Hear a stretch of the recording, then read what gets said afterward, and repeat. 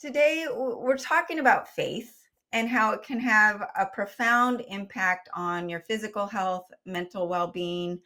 And I will never forget when Jackson had his diagnosis, and I was sitting there looking at the screen of his blood that was full of cancer cells and started crying. He's only 9 years old. He was my eldest. I had two young babies at home, thinking, I'm so overwhelmed right now, and tears just flooding. And he looked at me, and I swear God speaks through children. Jackson looks at me and he says, Mom, why are you crying? You're going to fix me.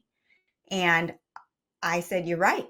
And I don't know how, but with God's help, I'm going to. And it relieved the stress, it relieved the anxiety, and it just made me put one foot in front of the other in that path that I didn't know where it was going to go, but I trusted. And did it get rid of all of the anxiety? No, I'm human. But there was a level of trust and faith. And that is where I really want to drive into you all today, is that it's that faith is what can give you the other pieces to your health.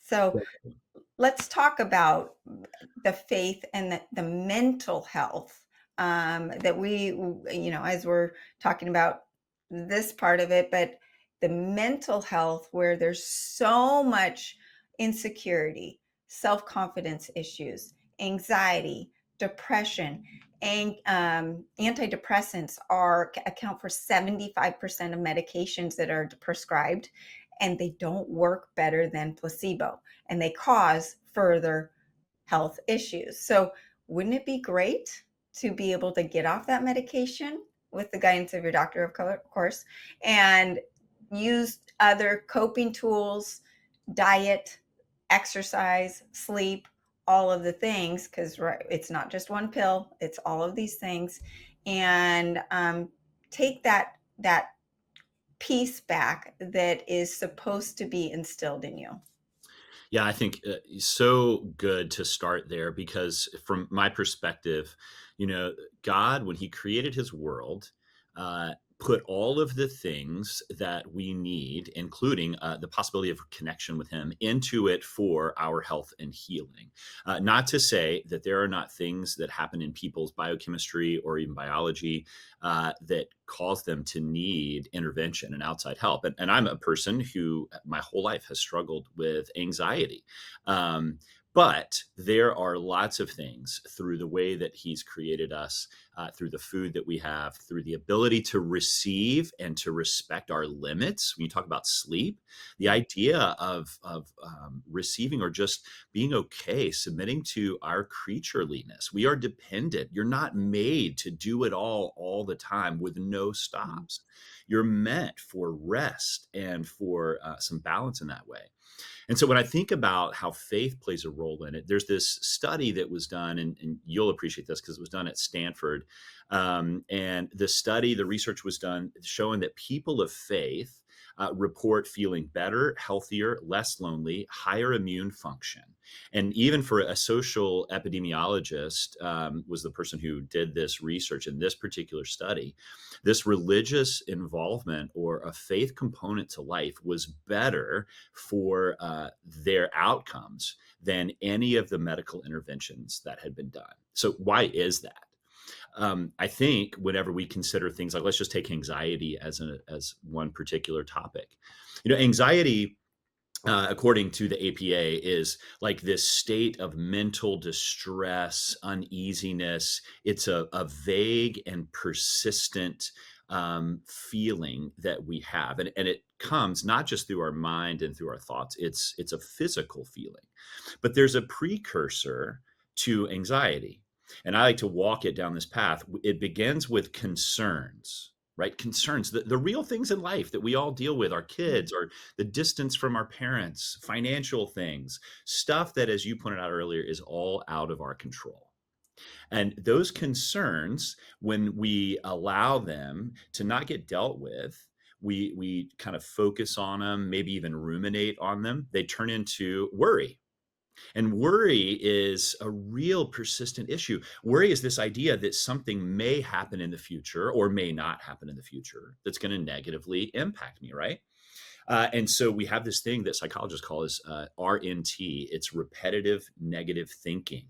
It's rumination or it's worry. It's considering or thinking about past negative things. I can't believe I did that. My whole life is, I'm stuck because of that decision or who I was born to or the circumstances of my life, right? That's ruminate. We just stay in the past dealing with things or worrying about things that we can't fix, we can't change.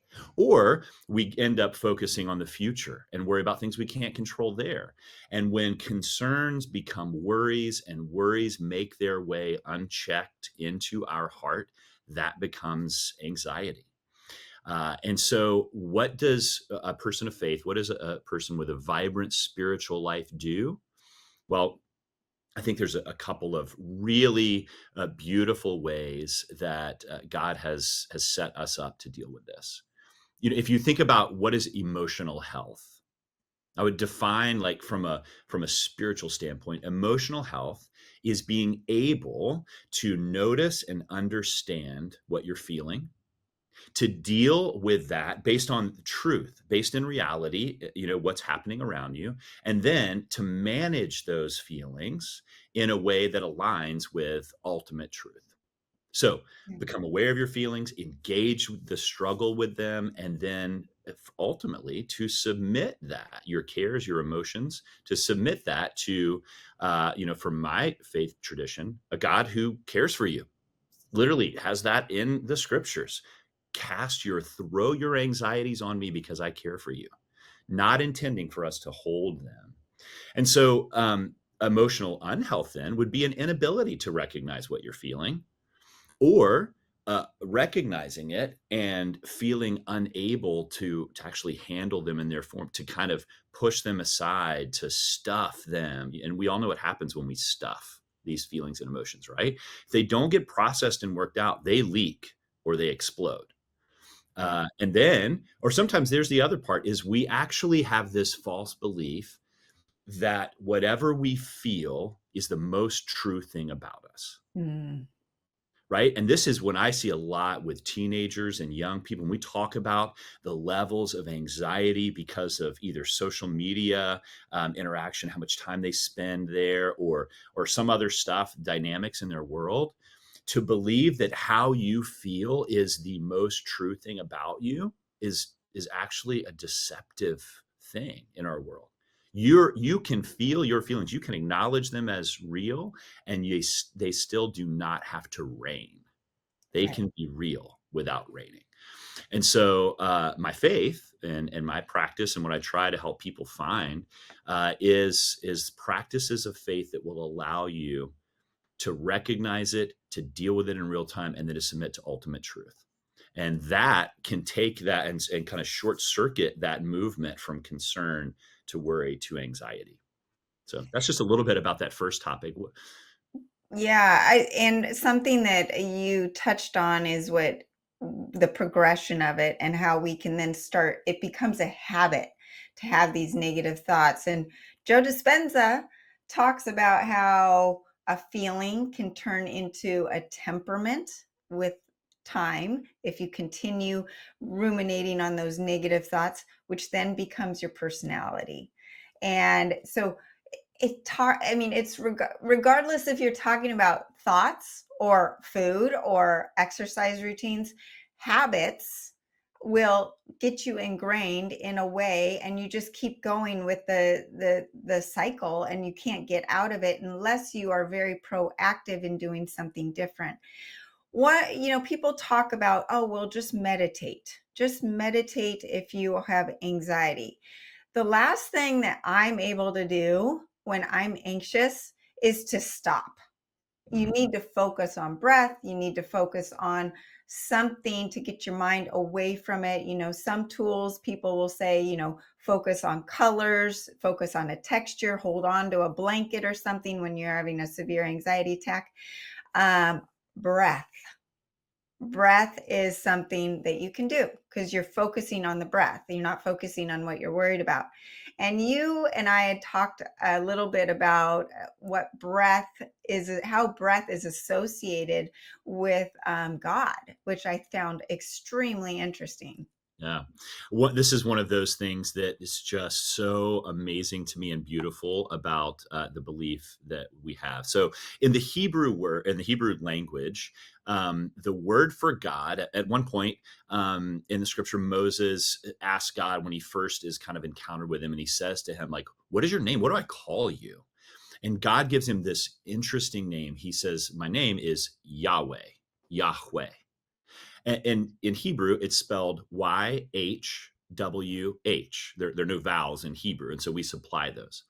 And for centuries and centuries, rabbis, those who studied the Hebrew scripture, they pored over it trying to understand, why would God give that name? The name translated means something like "I am," not "I was," not "I will be." Those two places, right? Ruminate and worry. I am. The only thing that he is constantly is present, right? So he invites us to meet him in the present, even by his name. But it gets even better than that. So the name Yahweh, as they were trying to figure out why this was given, they began to recognize that the sound associated with the Yah and the Way is actually the sound of breathing. The Yah, Yahweh, Yahweh.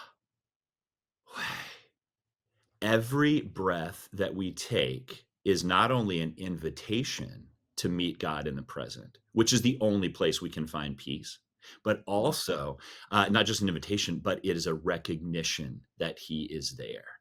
He is trying to tell us by even his name that he's closer than close. And that as we practice focusing in, even in our breathing, this is why breath exercise, deep breathing, box breathing, all those things that we've talked about or learned about more recently as ways to help control your anxiety, slow your heart rate, ground you, all of those echo back to this ancient moment where the God of the universe says, "I'm right here with you. Just breathe me in." So I don't know if you have a issue with this, but I want to just share with you one quick. It's a verse from a letter that's written, and I'm going to read it to you in a paraphrased way. But it's this example. It's from a guy named Paul writing to a church in a place called Philippi in the Roman Empire, and he says, "Don't worry about anything. Instead, pray about everything." Mhm. Yahweh. Breathe in and breathe out, God. Tell God what you need and thank him for all that he's done. And then you will experience God's peace, which exceeds anything we can understand. What I find so incredible is in both the Hebrew language and the Greek, the word for spirit is breath. Pneuma in Greek, ruach in Hebrew. Just a phenomenal, phenomenal connection.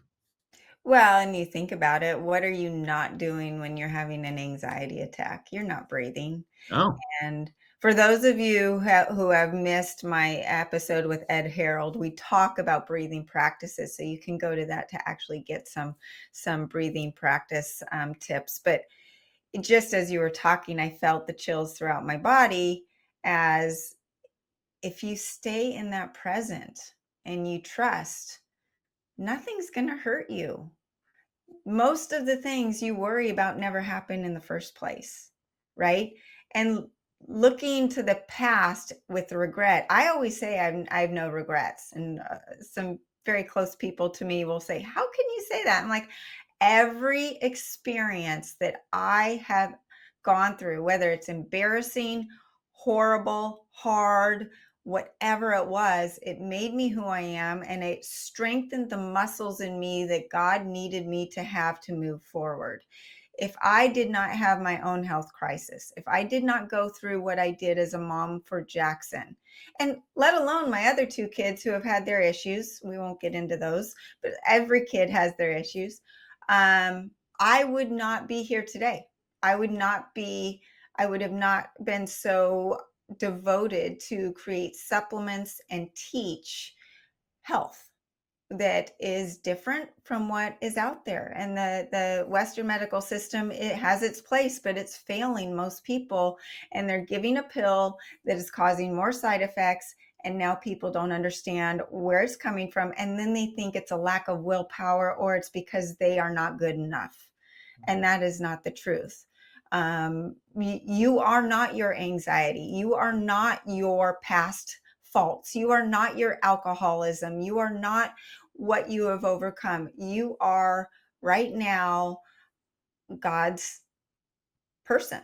Yeah, you're God's child, as we would say. Like, yes, those things, they may be true, but they are not the most true thing about you. Your core identity is that created being in the image of a God who has given us through all these things, our mind, our will, and emotions, and then a world around us filled with the things that can help us continue our journey of health and reconnection to Him.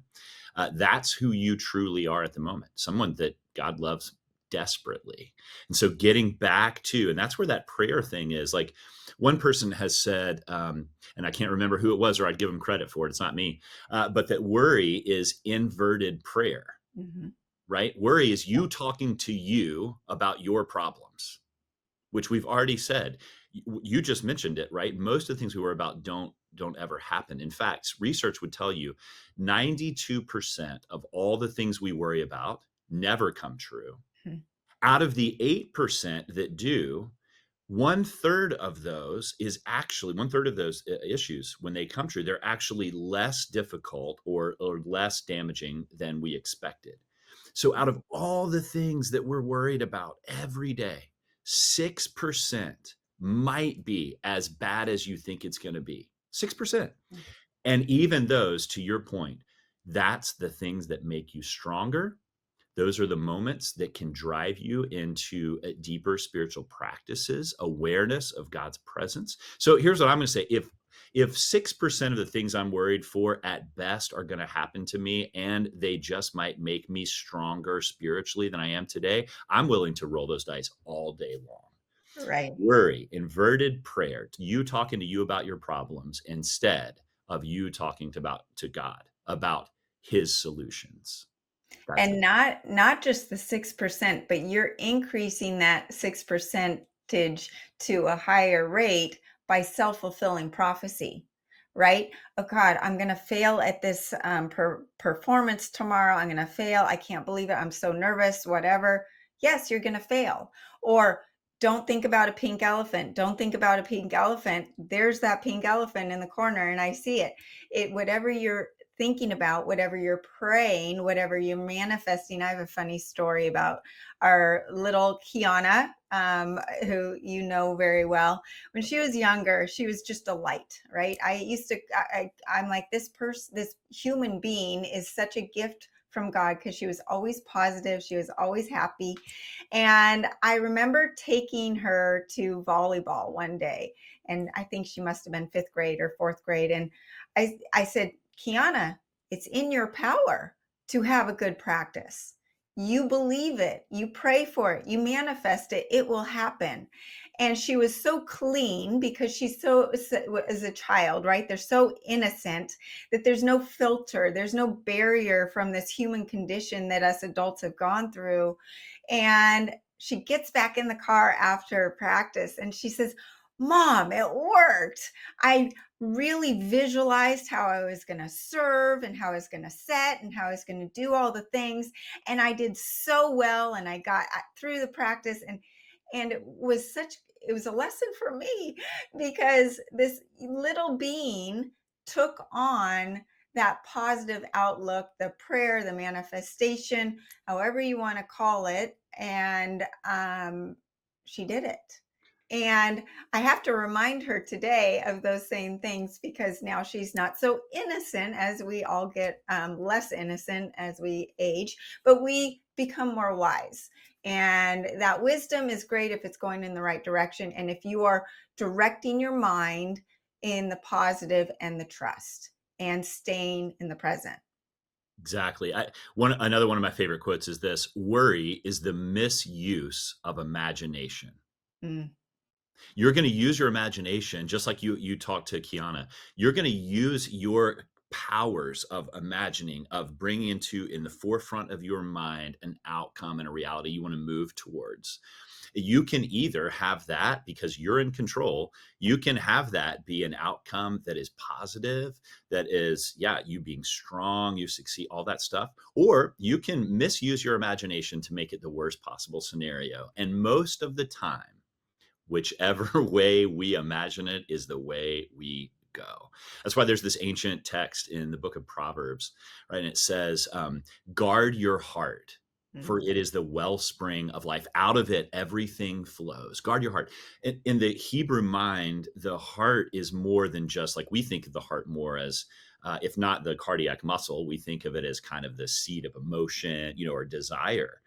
But in the Hebrew mind, it was more than that. It was your volition. It was your will.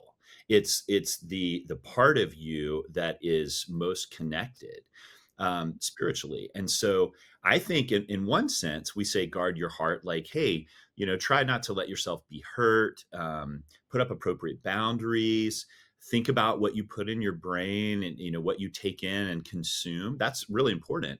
But another way to guard your heart is what you just said. It's to focus it in the direction that you want to go, and your imagination and your time of bringing into vision. This is a uniquely human function too.